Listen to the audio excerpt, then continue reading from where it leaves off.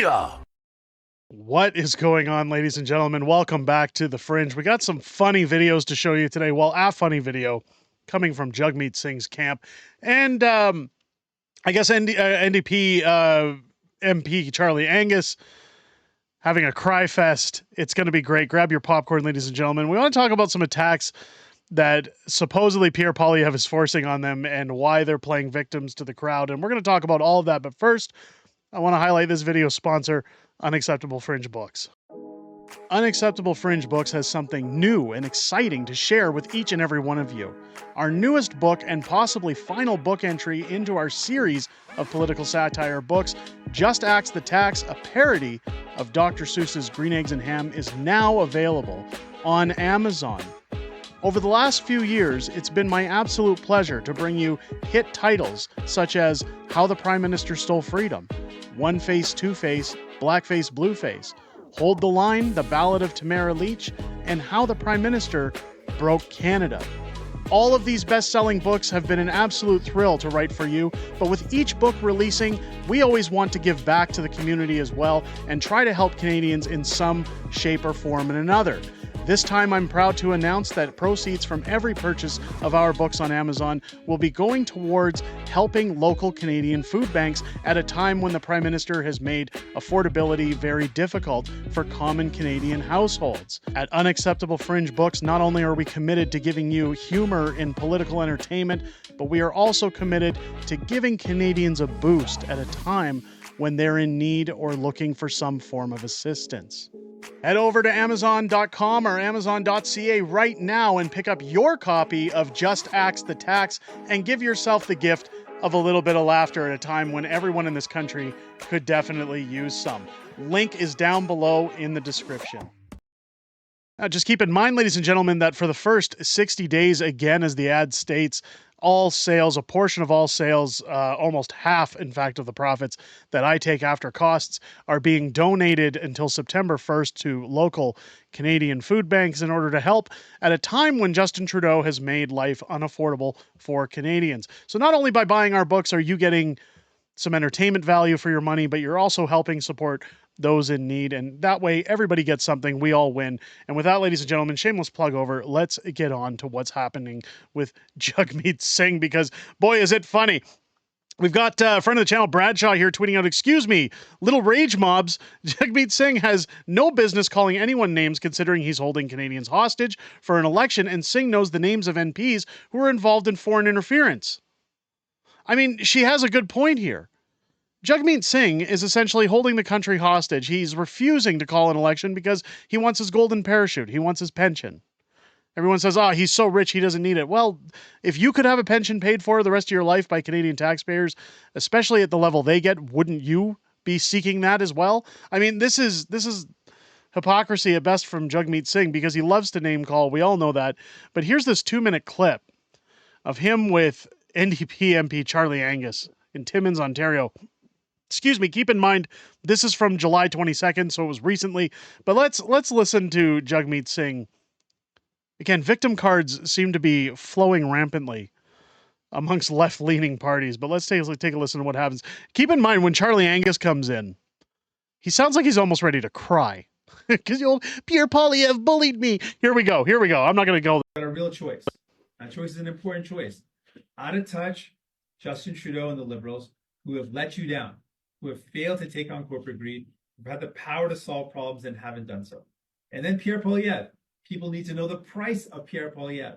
He is going to cut and gut the things that you need. And it's not hard to believe because Conservatives always do it. They've done it provincially, and we know that they did it in the past federally.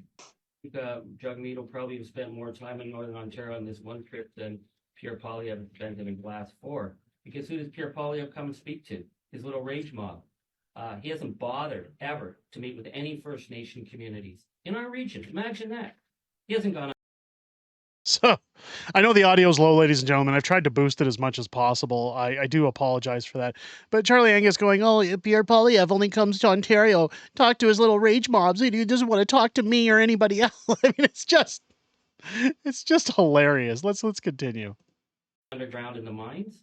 He hasn't met with municipal leaders because he doesn't care. He doesn't want to hear the facts. So he shows up stands outside, announces a billboard attacking me personally, then gets on the plane and buggers off and goes someplace else. So come on back, Pierre, anytime. We won this riding 7 times in a row. Wait for number 8. You've been So, given what just happened in Toronto with St. Paul's, that's a pretty bold statement from Charlie Angus. Going, oh, we're going to win again, Pierre Poilievre. Come on back. Let's see how it goes. First off, this room sounds very empty. In fact, it's reminiscent of Justin Trudeau's speech to NATO, where there was nobody in the room. There, you can hear the echoes coming out of this room. Does anybody know what it looks like when Pierre Poilievre's in a room? When Pierre Poilievre is addressing people? The room is full. It's absolutely packed full of people cheering, chanting, yelling, shouting. Sorry, those are rage mobs, I guess. But Charlie Angus, a little salty, a little jealous. He's not getting those himself. But let's continue. able to get a lot done with your deal with the Liberals in terms of things like pharmacare, dental care, and that kind of thing. If this area turns out to turn conservative federally, how much influence do you think the NDP would be able to have with the with the Conservatives? If we vote you in NDP, what would you be able to get done? So before Jagmeet answers that question, I want you to notice something. If you go back and watch there as the question's being answered, he's doing this thing where he's fidgeting with his finger. You'll notice that. You'll see that often. Now, if you watch guys like Dr. Jordan Peterson, they often talk about how that's a coping mechanism for stress, how people often want to keep their composure, so they find something to keep their hands busy, something to keep their stress leveled. And essentially their mind wandering so that they can pay attention while also not building up the stress. This is basic body language, ladies and gentlemen, and you can tell that Jagmeet knows that what he's selling is nothing more than horse shit. Nobody's believing him, and I mean, look at the look on his face as he's being asked this question. What lie and word salad is he going to give to people? Well, I want to point out just the difference. You know, what do we spend our time doing? When New Democrats are given a chance at power, we use it for people. And we've shown that. He's already said there would be no dental care under Pierre Poilievre. He wants to attack seniors who are, for the first time in their life, some of them, being able to look after their teeth. People know that Conservatives cut. People know that in Ontario, they see the impacts of that. They're cutting education, they're cutting healthcare. And what they also do is help out their rich buddies. That's what Conservatives always do. They help out their wealthy buddies. People know that about the Conservatives. So we got to make sure people know that into the next election. Now, what's most important about this conversation, there's a couple points Jagmeet Singh makes. One, Pierre Poilievre is going to make cuts. Well, he should make cuts because the Liberals and the NDP have been spending, and we have no more money left. In fact, we are broke. We've given all of our money to the Ukraine. We've spent all of our billions of dollars in helping Justin Trudeau's friends, just as Jagmeet Singh says that Pierre Poilievre just wants to help out his buddies. Well, is that Jagmeet getting a little salty because enough of his buddies have been helped out by Justin Trudeau? I don't know. But when you look at Dalian, when you look at everything going on with the Arrivescan, when you look at the Kielburgers, when you look at the Aga Khan, like there's money going out the wazoo to Justin Trudeau's friends, and nobody's batting an eye from the NDP at that. Speaking of batting an eye, one thing that Jagmeet mentions there is they've been given the power to help and do things. They've been given no power. In fact, they have no power. I've said multiple times, Jagmeet Singh is the equivalency of a child sitting at the kids' table wanting to sit up at the table with mom and dad for the meal and being told, no, just go back. The adults are talking. Go sit back at the kids' table while the kid feels that they have some kind of bargaining chip. That's essentially what Jagmeet Singh is here. And that's what makes this video so hilarious that once again, two NDP MPs technically sitting in a room that sounds virtually empty, maybe half a dozen people sitting in there asking questions, all talking about how Pierre Poilievre just gets all these crowds and he attacks me with a billboard and then just leaves. Well, that's oh, I love to see it. I really love watching Liberal tears. It's just hilarious, ladies and gentlemen. Let me know what you guys think down below. Does Jagmeet Singh have any valid points here, or is he just spewing more word salad? Do you think Charlie Angus is going to hang on to his seat in the next election, or if he's going to be eating crow with what the challenge is that he just proposed to Pierre Poilievre?